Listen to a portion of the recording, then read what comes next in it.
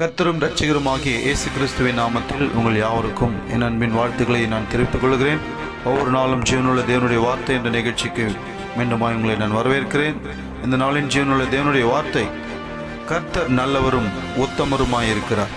கர்த்தர் நல்லவரும் உத்தமருமாயிருக்கிறார் என்று சங்கீதம் 25 சங்கீதம் 8வது வசனத்தில் எழுதப்பட்டிருக்கிறது. அன்பானவர்களே, நம்முடைய ஆண்டவராகிய தேவன், ஆண்டவராகிய இயேசு கிறிஸ்து எப்பொழுதுமே அவர் நல்லவராய் இருக்கிறார். அவர் நேற்றும் என்றும் மாறாத சர்வ வல்லமை படைத்த தேவன். யார் மாறினாலும் அவர் மாற மாட்டார். யார் கைவிட்டாலும் அவர் கைவிடாத தேவனாய் இருக்கிறார். அவர் எப்பொழுதும் நம்முடைய வாழ்க்கையில் அவர் நல்லவராகவே இருக்கிறார். நம்முடைய தாயின் கருவிலை தெரிந்து கொண்ட நாள் முதல் கொண்டு இந்த நொடி பொழுது வரைக்கும் அவர் நமக்கு நல்லவராக இருக்கிறார். அவர் நம்முடைய வாழ்க்கையில் அவர் உத்தமராக இருக்கிறார். ஆகவே தினம் தினம் இப்படிப்பட்ட தேவனுடைய வார்த்தைகளை சொல்லி, அவருடைய நாமங்களை சொல்லி நாம் துதித்து கொண்டிருக்கும் போது, அந்த நாமத்திற்கு காரணராக இருக்கிற ஆண்டவராக இயேசு கிறிஸ்து தாமே உத்தமரும் நல்லவருமாய் இருக்கிற ஆண்டவராக இயேசு கிறிஸ்து நம்மை ஆசீர்வதிக்க அவர் வல்லவராய் இருக்கிறார். அவர் எப்பொழுதுமே அவர் நல்லவரும் உத்தமருமாய் இருக்கிறார். கண்களை மூடி நாம் ஜெபம் செய்வோமா? இரக்கமுள்ள ஆண்டவரே, உடைய அன்புக்காக நன்றியோடும் நாங்கள் துதிக்கிறோம்.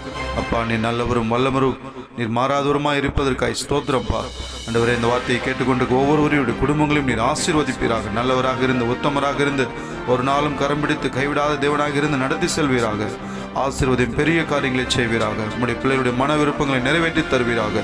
மீட்பர் இயேசு கிறிஸ்துவின் நாமத்தில் துதிகன மகிமையெல்லாம் செலுத்தி ஜெபிக்கிறோம் எங்கள் ஜீவனில் பரம தகப்பனே. ஆமென், ஆமென். God bless you. கர்த்தர் தாமே உங்களை யாவரையும் ஆசீர்வதிப்பாராக. Glory to Jesus.